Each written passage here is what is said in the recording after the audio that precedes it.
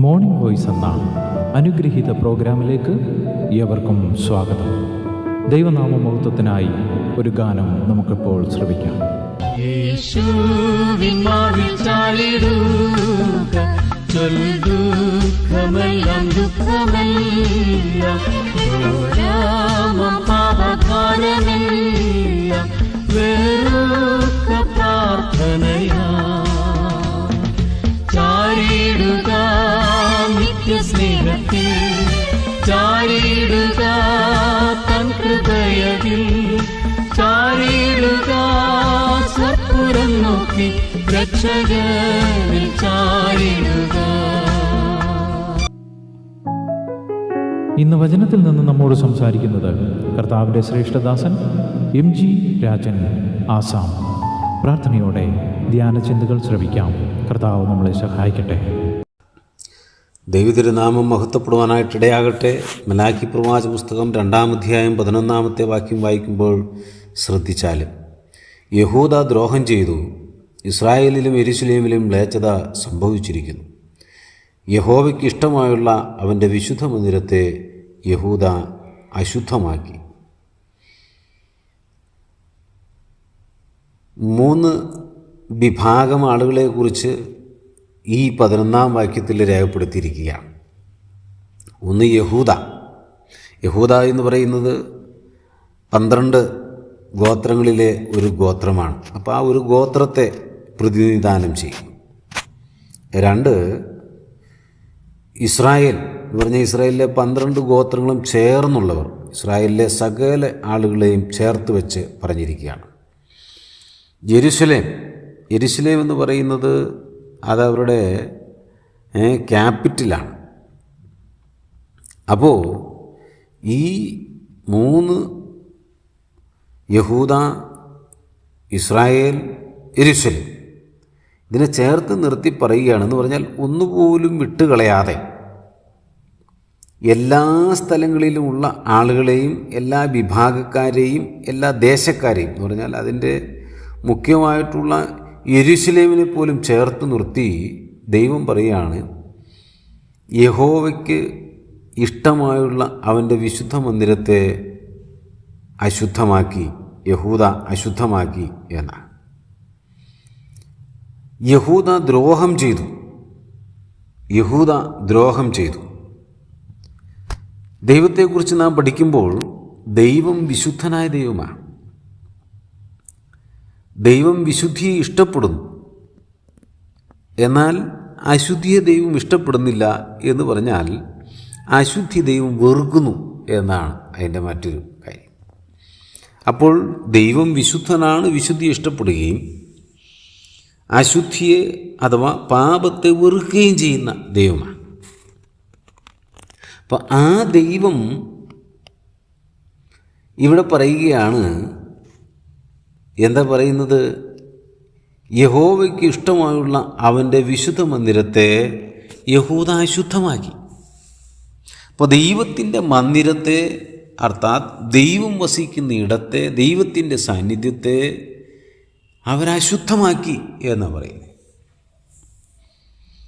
ചെയ്യാൻ പാടില്ലാത്തത് അവർ ചെയ്തു. അതാണ് അവിടെ രേഖപ്പെടുത്തി. എന്താ അവർ ചെയ്തത്? അവർ അശുദ്ധമാക്കി എന്നത് മ്ലേച്ഛത പ്രവർത്തിച്ചു എന്നൊരു വാക്ക്. യഹൂദ ദ്രോഹം ചെയ്തു. പിന്നെ ഇസ്രായേലിലും യെരൂശലേമിലും മ്ലേച്ഛത സംഭവിച്ചിരിക്കുന്നു. അപ്പോൾ ഓൾറെഡി ആ കാര്യങ്ങൾ സംഭവിച്ചു കഴിഞ്ഞു. അതാണ് അവിടെ രേഖപ്പെടുത്തിയിരിക്കുന്നത്. ഓൾറെഡി സംഭവിച്ചു കഴിഞ്ഞു. എന്താ ഈ മ്ലേച്ഛത? നാം ഈ ഭാഗമൊക്കെ പഠിക്കുമ്പോൾ ഇസ്രായേൽ ദൈവസന്നിധിയിൽ ചെയ്യുന്ന ഏറ്റവും വലിയ മ്ലേച്ഛത വിഗ്രഹാരാധന എന്നുള്ളതാണ്. അവർ അന്യദൈവങ്ങളെ ആരാധിപ്പാൻ, ദൈവമല്ലാത്തതിനെ നമസ്കരിപ്പാൻ, ഇല്ലെങ്കിൽ സത്യദൈവത്തെ വിട്ട് മിഥ്യയായതിനെ സേവിപ്പാൻ അവരുടെ ഹൃദയങ്ങളെ തിരിച്ചു കളഞ്ഞു എന്നുള്ളതാണ് അവർ ചെയ്ത ഏറ്റവും വലിയ മ്ലേച്ഛത. നാം വേദപുസ്തകത്തിൽ മൊത്തമായിട്ട് പഴയ നിയമത്തിൽ ഈ കാര്യങ്ങളെ പഠിക്കുന്നുണ്ട്. വിഗ്രഹാരാധനയെ സംബന്ധിച്ച് വിശുദ്ധ വേദപുസ്തകത്തിൽ ധാരാളം പ്രാവശ്യം അത് തെറ്റ്, അത് പാടില്ല എന്ന് ഇസ്രായേലിനോട് ദൈവം ആവർത്തിച്ച് പറയുന്നുണ്ട്. മോശ മുഖാന്തരം ദൈവം കൽപ്പനകൾ നൽകുമ്പോൾ കൃത്യമായിട്ടും വിഗ്രഹാരാധന തെറ്റ് എന്നത് ചെയ്യാൻ പാടില്ല എന്ന് തന്നെയാണ് പറയുന്നത്. 1, 2 കൽപ്പനകൾ അതിനെ വ്യക്തമായിട്ട് സൂചിപ്പിക്കുകയാണ്. പിന്നെ അന്യദൈവങ്ങളുടെ നാമം നമ്മുടെ നാവിലെടുക്കാൻ പോലും പാടില്ലെന്നാണ്. യഹോവയുടെ നാമം മാത്രമേ, കർത്താവിൻ്റെ നാമം മാത്രമേ നമ്മുടെ നാവിൽ നാം ഉച്ചരിക്കാവൂ. അതാണ് അനുവദനീയമായിട്ടുള്ളത്. അപ്പോൾ മറ്റൊന്നിൻ്റെ നാമം നമ്മുടെ നാവിലെടുക്കുന്നത് പോലും ശരിയല്ലെന്നുള്ളതാണ്. അതുപോലും ദൈവം ഇഷ്ടപ്പെടുന്നില്ല. അതിനെ സ്തുതിക്കാൻ, അതിനെ പ്രശംസിക്കാൻ, അതിനെ വണങ്ങാൻ, അതിൻ്റെ മുമ്പാകെ പോകാൻ, അതിന് മാലയിടാൻ, അതിന് പടക്കം പൊട്ടിക്കാൻ, അതിന് എഴുന്നള്ളിച്ചുകൊണ്ട് നടക്കുവാൻ ഒന്നും ദൈവം നമ്മെക്കുറിച്ച് ആഗ്രഹിക്കുന്നില്ല. ഇവിടെ യഹൂദ ദ്രോഹം ചെയ്തു, മ്ലേച്ഛത പ്രവർത്തിച്ചിരിക്കുകയാണ്. എങ്ങനെ ഈ വിഗ്രഹാരാധന ഇവരിലേക്ക് വരുന്നത്? ദൈവം പറയുന്നുണ്ട്, നിങ്ങൾ മടങ്ങി മിസ്രൈമിലേക്ക് പോകരുത്. പക്ഷേ ഇവർ മടങ്ങി മിസ്രൈമിലേക്ക് പോയി. ശലോമോൻ വീണ്ടും മിസ്രൈമിലേക്ക് പോകുക, സുന്ദരിമാരായ പെണ്ണുങ്ങളെ വിവാഹം കഴിക്കാൻ, കരുത്തും കാണാൻ ഭംഗിയുമുള്ളതായ കുതിരകളെ വാങ്ങിക്കുവാൻ. പല ഉദ്ദേശത്തിലാണ് മിസ്രൈമിലേക്ക് പോകുന്നത്. അതവരുടെ ജീവിതത്തിൽ വലിയ വീഴ്ചയ്ക്ക് കാരണമായിട്ട് തീർന്നു. പ്രിയമുള്ളവരെ, ബിലെയാം ഒരു ഉപദേശം കൊടുക്കുന്നുണ്ട്. എന്താ ഉപദേശം? അവിടെയുള്ള സുന്ദരിമാരായ സ്ത്രീകൾ ഇസ്രായേൽ പുരുഷന്മാരെ വിവാഹം കഴിക്കണം. യൂദായുടെ ലേഖനത്തിൽ അത് എടുത്തു പറയുന്നുണ്ട്. അങ്ങനെ വിവാഹം കഴിക്കുമ്പോൾ ഇസ്രായേൽ നശിച്ചു പൊക്കോളും. ദൈവം അവരെ ശിക്ഷിച്ചോളും.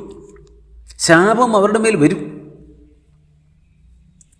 ഇസ്രായേലിനെ ശപിക്കാനായിട്ട് സാധ്യമല്ല, പക്ഷേ ഇങ്ങനെയൊരു മാർഗമുണ്ട് നശിച്ചു പോകാൻ.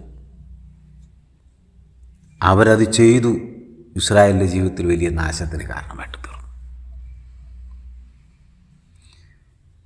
ഇസ്രായേൽ വലിയ നാശത്തിലേക്ക് പോയി. നോക്കണേ പ്രിയരെ, പിശാച് എത്ര ഭയങ്കര ടെക്നിക്കാണ് ഒരുക്കുന്നതെന്നറിയാവും. ദൈവസഭകളെ നശിപ്പിച്ച് കളയുവാൻ, ദൈവമക്കളെ നശിപ്പിച്ച് കളയുവാൻ പിശാച് ഒരുക്കുന്ന കുതന്ത്രം അത് പലപ്പോഴും പലർക്കും മനസ്സിലാകുന്നില്ല. ചെന്ന് പെട്ട് കഴിയുമ്പോഴാണ് മനസ്സിലാകുന്നത്. ഒരു ബാധയും നിൻ്റെ കൂടാരത്തോട് അടുക്കുകയില്ല.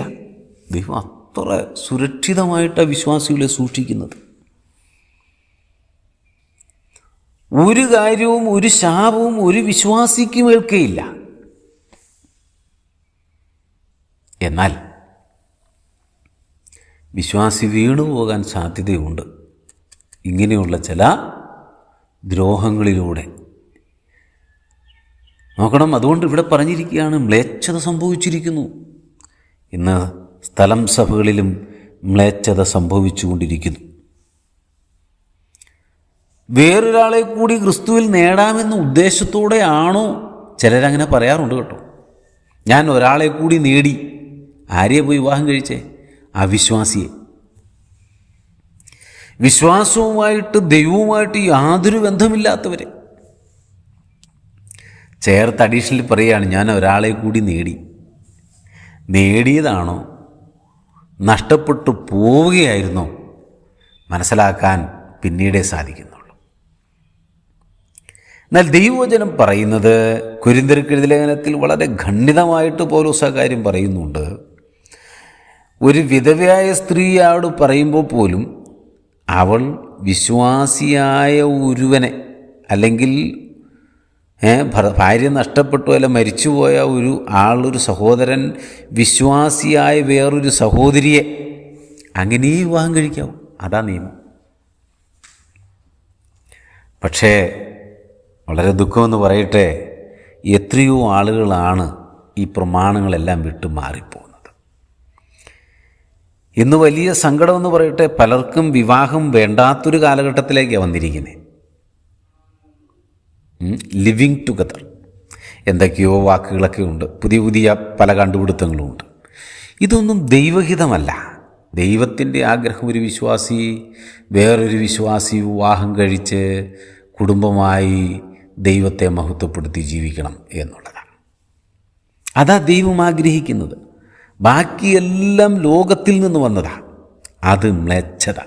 അതുകൊണ്ടാണ് ഇവിടെ പറയുന്നത്, അവർ മ്ലേച്ഛത പ്രവർത്തിച്ച് യഹോവയ്ക്ക് ഇഷ്ടമായുള്ള അവൻ്റെ വിശുദ്ധ മന്ദിരത്തെ അശുദ്ധമാക്കുന്നു.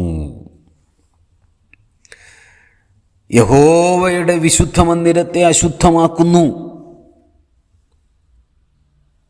അതിന് ദൈവസന്നിധിയിൽ കണക്ക് പറയേണ്ടി വരും. നമ്മളിലും നമ്മുടെ കുടുംബങ്ങളിലും അങ്ങനെയുള്ള അശുദ്ധി ഭവിക്കാതിരിപ്പാൻ ദൈവസന്നിധിയിൽ മുഴങ്കാൽ മടക്കാം, പ്രാർത്ഥിക്കാം. ആരുടെയെങ്കിലും ജീവിതത്തിൽ ഈ അശുദ്ധി സംഭവിച്ചിട്ടുണ്ടെങ്കിൽ കർത്താവേ ക്ഷമിക്കണമേ, മാനസാന്തരപ്പെടുന്നു എന്ന് പറഞ്ഞ് ദൈവസന്നിധിയിൽ വീണ് മാനസാന്തരപ്പെട്ട് മടങ്ങി വരാം. നാം മുഖാന്തരം ദൈവനാമം ദുഷിക്കപ്പെടാൻ ഇടവരാതെ വണ്ണം ദൈവസന്നിധിയിൽ ഹൃദയങ്ങളെ താഴ്ത്താം, മടങ്ങി വരാം. കർത്താവ് നമ്മെ ഓരോരുത്തരെയും സഹായിക്കട്ടെ. കർത്താവിൻ്റെ പുണ്യനാമം മഹത്വപ്പെടട്ടെ. ആമേൻ.